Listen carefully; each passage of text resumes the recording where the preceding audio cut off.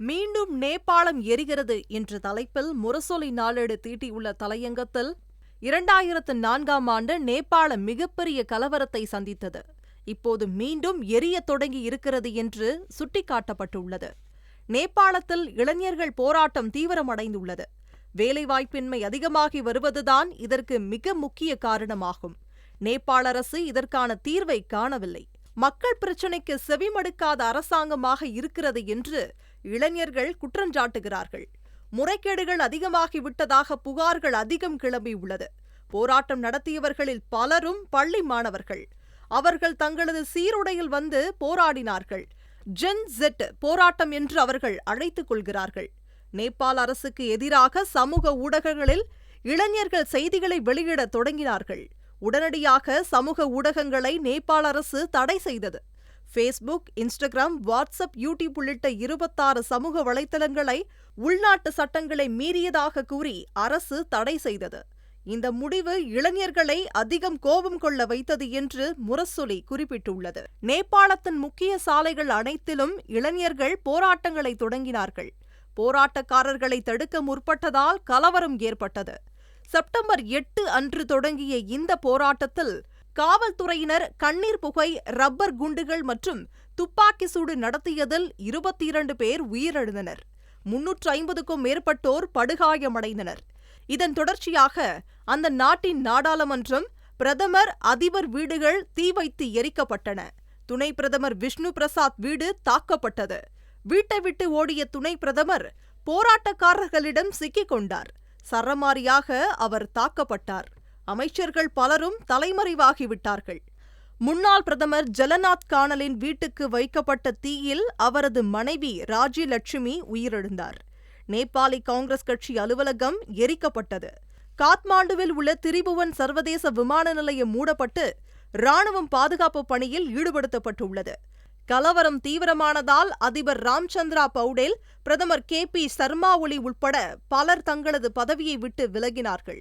இதனால் ராணுவத்தின் கட்டுப்பாட்டில் நேபாளம் சென்றுள்ளது.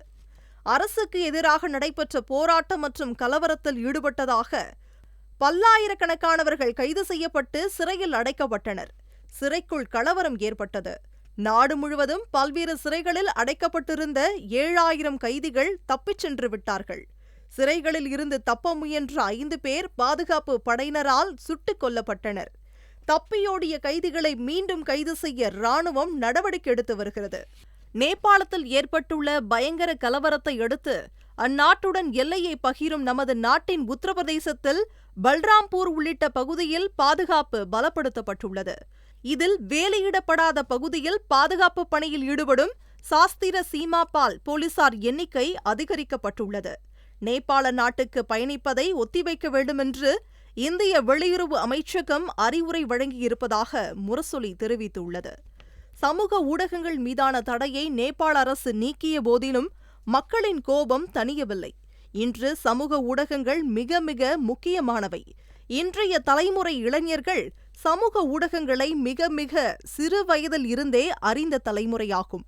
கல்வி, பொழுதுபோக்கு, வாழ்க்கை முறை, தொழில்நுட்ப அறிவு, உலக தொடர்பு ஆகிய அனைத்துக்கும் சமூக ஊடகங்களே அடிப்படையானவையாக ஆகிவிட்டன. எனவே சமூக ஊடகங்களை தடை செய்வது இயலாத காரியமாகும். இந்த போராட்டத்தின் முக்கியமான நபராக சொல்லப்படுபவர் சுதன் குருங் என்பவர். இவர் சமூக சேவை, பேரிடர் நிவாரணம் ஆகியவற்றில் ஆர்வம் கொண்டு பல ஆண்டுகளாக செயல்பட்டு வருகிறார். ஹமி நேபாளம் என்ற தன்னார்வலர்கள் அமைப்பை நடத்தி வருகிறார். மக்களுக்காக, மக்களால் என்பதை தனது முழக்கமாக சொல்கிறார். இவர் இளைஞர்களை ஒருங்கிணைத்து வருகிறார். சமூக ஊடகங்களை கண்காணிக்கும், கட்டுப்படுத்தும் தொழில்நுட்ப வசதிகளை அமெரிக்காவும் சீனாவும் அறிமுகம் செய்துள்ளன. இதில் எதை பெறுவது என்பதில் நேபாள அரசுக்கு ஊசலாட்டம் இருந்ததாகவும், அதில் முடிவெடுக்க முடியாமல் மொத்தமாக அனைத்து சமூக ஊடகங்களையும் தடை செய்ததாகவும் சொல்லப்படுகிறது. சமூக ஊடகங்கள் மாற்று சக்திகளுக்கு உதவியாக போய்க் கொண்டிருப்பதை நேபாள அரசு தடுக்க முயற்சிப்பதாகவும் சொல்லப்படுகிறது. நேபாள கம்யூனிஸ்ட் கட்சி, ஐக்கிய மார்க்சிஸ்ட் லெனினிஸ்ட் மற்றும் நேபாள காங்கிரஸ் கட்சிகள் இணைந்து கூட்டணி ஆட்சியை நடத்தி வருகின்றன. கடந்த 20 ஆண்டுகளாக நிலையற்ற தன்மை கொண்டதாக நேபாள அரசியல் ஆட்சி இருக்கிறது. அதுவும் மிக அடிப்படையான காரணமாகும்.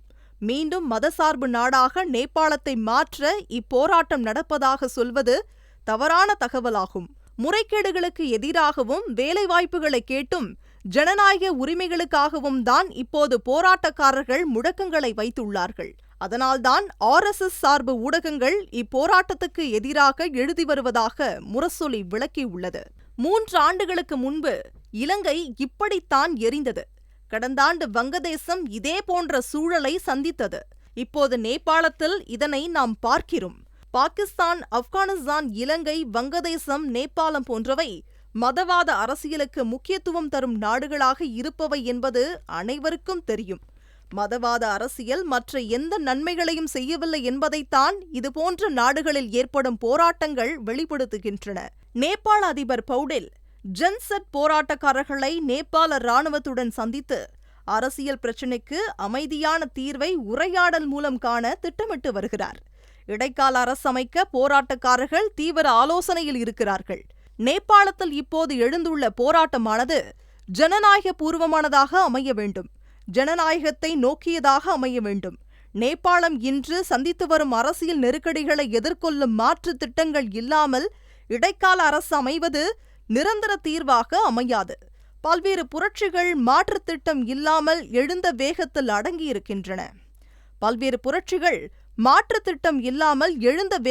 அடங்கியிருக்கின்றன. அப்படி ஆகிவிடக் கூடாது என்று முரசொலி குறிப்பிட்டுள்ளது.